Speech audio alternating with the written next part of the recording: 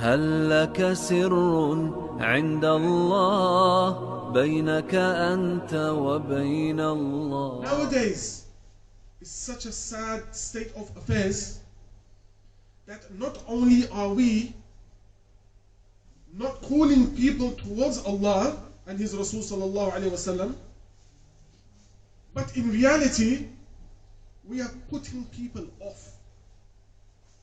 Our actions, our behavior, our character, instead of calling people towards Allah, is taking people away from Allah. If you look at our dealings, if you look at our actions, our interactions with people, and just our general behavior, we will notice that we are going complete opposite the way shown by Nabi alayhi salatu wasalam. Now, to give an example, to put into perspective, from a personal perspective, not from, I never heard from anyone, I never read in a book, but this is a personal experience. And this experience is just going to make us realize and show what kind of state the Muslim Ummah is in today. Now, once I was driving, and I hit another car in front. It was a mistake. We both got out of the car. The other person in the car was not a Muslim. Checked both cars. The person checked both cars. Realized that there's no damage, no worries. You can go. Took pictures and that, but there was nothing there. And I gave him my phone number. I said that, look, this is my fault, but if you do find any damage or something, please let me know. I'll sort it out with you, no problem. Alhamdulillah, there was no problem, no issues. They saw no damage. And carried on, moved on. And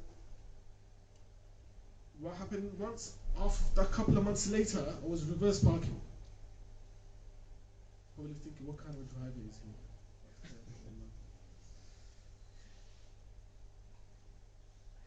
I was reverse parking, and I literally touched the car. It was like a feather touch. And there were some people in the car.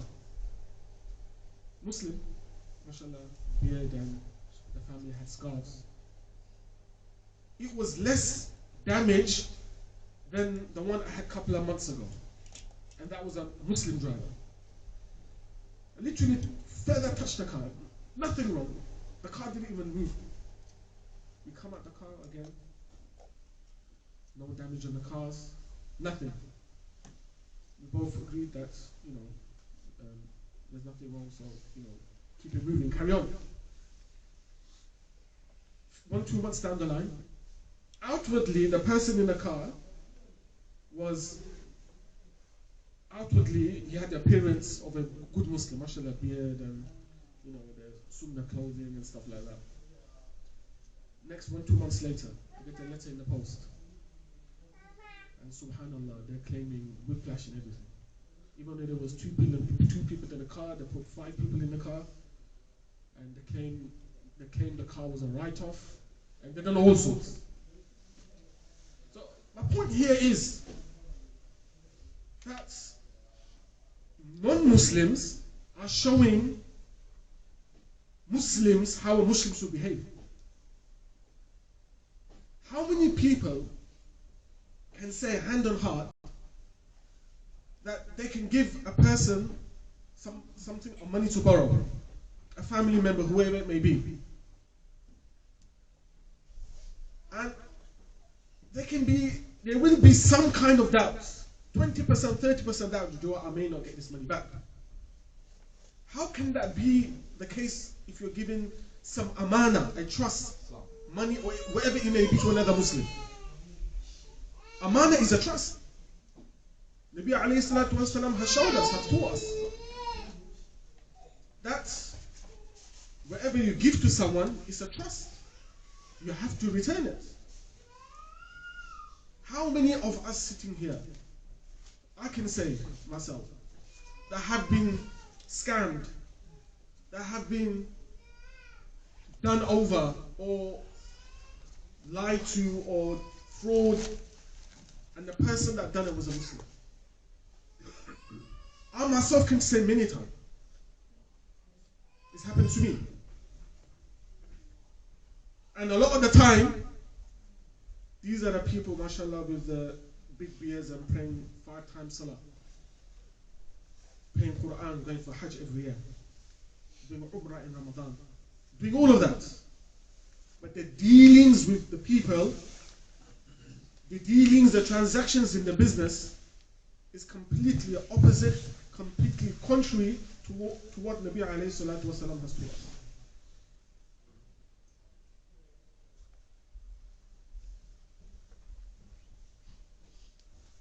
So much corruption. I'm not only saying Muslims, even everyone, including our Prime Minister, mashallah. So much corruption, so much going against, saying one thing, putting down lockdowns, and having a party on the other side. Not only Muslims, but as Muslims, we have been taught this. Islam teaches us this. I'm an imam in a prison. I'm an imam. I can confidently say that even though this is not a Muslim country, we are a minority in this country. 10%, whatever, 15%, I don't know. But whatever the case, we are a minority. But the majority, I'm talking about prisons in the Greater London area. In the Greater London, there's about 7 or 8 prisons, even some prisons outside. I can confidently say that the majority of the prisoners are Muslims. That the majority of the prisoners are Muslims. And I have conversations with some of the prison guards, and they say, you guys are a minority here, but you guys are here for the crimes, where they may be. Drugs, fraud. You'll be surprised. You will be surprised how many Muslims are actually in jail. You'll be surprised. We are majority. All the other faiths, Christian, Catholic, Jews, whatever the faiths, they have one worship service, whether that be on a Saturday, Sunday, whatever. But for Jumu'ah, on a Friday, because the population is so big, because there are so many Muslims, we have to have 2.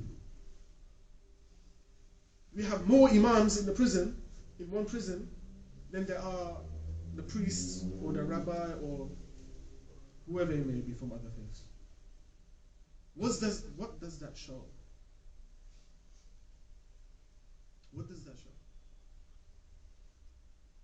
Lying, cheating, corruption, just scamming people has become the norm of the day. Yes, we may see money outwardly, but there will be no barakah in the money.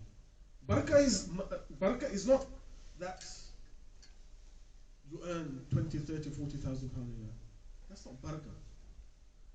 Barakah is that the money that you have, after you finish with all your expenditure, bills, food, wherever it may be, that you still got some left over. Because whatever you've got is enough for you. Some people may be earning 20,000, 30,000 pounds a month. But the expenditure is 50, 60,000 pounds a month. So instead of, on the output you may seem they're earning more, but when they do the calculations at the end of the month, they're actually in minus. They're actually in minus because they have a high lifestyle.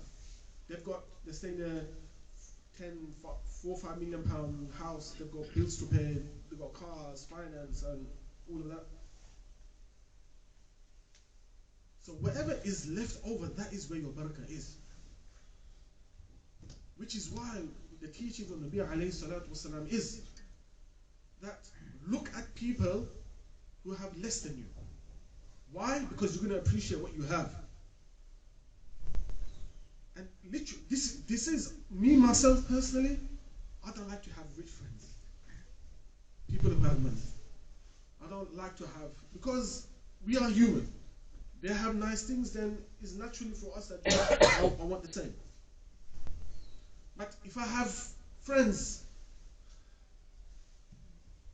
who don't have that much, I actually appreciate what I have, and that way Allah subhanahu wa ta'ala gives me more barakah.